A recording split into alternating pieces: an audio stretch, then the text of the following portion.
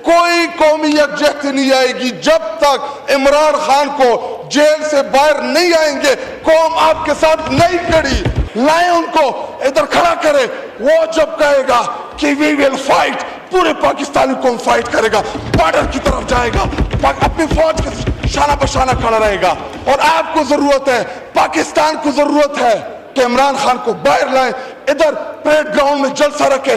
اگر 50-60 لاکھ سے کم لوگ ہوئے تو میرا نام شاید خلق نہیں ہوگا. ڈپٹی سپیکر صاحب, ایوان کے اندر جتنے بھی حکومت نمائندوں نے تقاریر کی اور وزیر اعظم نے بھی تقریر کی, لگ یہی رہا ہے کہ اس وقت ہم حالات جنگ میں ہیں اور اس وقت جو بارڈر پہ جن مسائل کا ہم شکار ہے, اور یہاں پہ بار بار ہمیں ایک بات سننے کو مل رہی ہے کہ جی ہم نے قومی یکجہتی کا مظاہرہ کرنا ہے, ہم نے اتفاق اور اتحاد کا مظاہرہ کرنا ہے اور ان مشکل حالات میں ہم نے اتفاق کے ساتھ لڑنا ہے.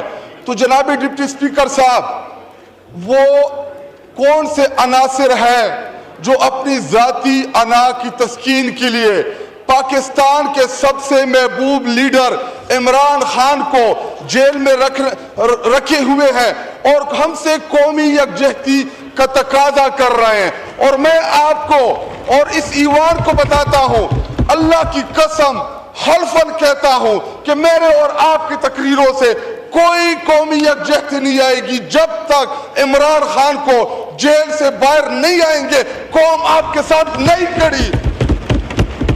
اور کل ہم گئے, جناب ڈپٹی سپیکر صاحب, ہماری ملاقات نہیں کرائی گئی. ہم چاہ رہے تھے کہ عمران خان صاحب کوئی پیغام دے گا, پاکستانی قوم کے نام وہ کوئی پیغام دے گا, ہم قوم کو بتائیں گے, لیکن ہمیں ادھر اپنے لیڈر کے ساتھ ہماری ملاقاتیں نہیں کرائی گئی اور ادھر آتے ہیں کہ جی قومی یکجہتی.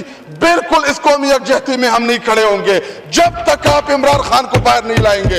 اور جناب ڈپٹی سپیکر صاحب, آج سے 2 سال پہلے 9 مئی کے دن جس بونڈے طریقے سے قوم کے محبوب لیڈر کو گریبان سے پکڑا گیا, ان کو گھسیٹا گیا, ان کو غیر قانونی طریقے سے گرفتار کیا گیا, تب سے لے کے آج تک پاکستانی قوم ان تمام ہاتھوں سے, ان تمام کرداروں سے نفرت کرتی ہے جنہوں نے عمران خان کو پکڑا, عمران خان کو گھسیٹا. آپ بھی جانتے ہیں کہ عمران خان نہ ملزم ہے نہ مجرم ہے, بلکہ تمام کے تمام سیاسی مقدمات ہیں ان کے اوپر. لائیں ان کو ادھر کھڑا کرے. وہ جب کہے گا کہ وی ول فائٹ, پورے پاکستانی قوم فائٹ کرے گا, بارڈر کی طرف جائے گا, اپنی فوج کے شانہ بشانہ کھڑا رہے گا. اور آپ کو ضرورت ہے, پاکستان کو ضرورت ہے. اور ادھر وزیر اعظم نے جب تقریر کی, مودی انٹرنیشنل دہشت گرد ہے. میں علل اعلان کہتا ہوں کہ جو ہمارے بچوں کو شہید کر رہا ہے وہ انٹرنیشنل دہشت گرد ہے, لیکن ان کے ذاتی تعلقات ہیں, کاروباری تعلقات ہیں, مودی کا نام نہیں لے سکتے. اور نواز شریف جس کو یہ اپنا قائد سمجھتے ہیں, انڈیا کے خلاف جنگی حالات میں ایک طرف ہماری عسکری قیادت جو شاپروں کی طرح ان کے ڈول گرا رہی ہے, اور ان کا قائد, ان کا پتہ نہیں کون سا قائد, وہ انڈیا کے ان معاملات کے اوپر ایک سٹیٹمنٹ نہیں آئی.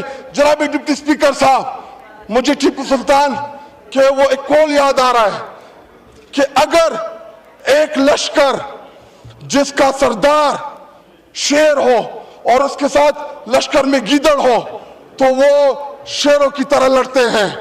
اگر شیروں کا لشکر اس کا سردار گیدڑ ہو تو وہ نہیں لڑ سکتے, وہ جنگیں ہار لیتے ہیں. اس وقت بارڈر پہ کھڑا وہ فوجی جو ہم سے توقع رکھتا ہے کہ ہمارا لیڈر جو قومی لیڈر ہوتا ہے یا جو وزیر اعظم ہوتا ہے وہ آئینہ ہوتا ہے, وہ فیس ہوتا ہے, اس کی توقع ہے کہ ہماری سیاسی قیادت وہ دلیری کے ساتھ مقابلہ کرے گی. جی وائنڈ اپ کریں, جمعے کا ٹائم ہے. آخری 2 منٹ دے. جی لیکن جب آپ کا وزیر اعظم, جب آپ کا لیڈر بزدل ہو, وہ مودی کا نام نہ لے سکے, اس کو آپ کیا پیغام دے رہے بارڈر پہ لڑنے والے جوان کو؟ آئیں میں آپ کو آسان حل بتاتا ہوں. جناب ڈپٹی سپیکر صاحب, 9 مئی کے بعد आज से 2 साल पहले जब 9 मई हुआ, आपने हमारे कारकुनान को घसीटा, हमारे खवातीन को रोड के ऊपर घसीटा, आपने चादर और चारदीवारियों की पामालियां की, हमारे पॉलिटिकल पार्टी को आपने देवाल में चुन दिया। ये तमाम चीजें हम भूलने के लिए तैयार है, लेकिन शर्त एक ये है कि इमरान खान को बाहर लाए, इधर परेड ग्राउंड में जलसा रखे। अगर 50-60 लाख से कम लोग हुए तो मेरा नाम शायद खत्म नहीं होगा।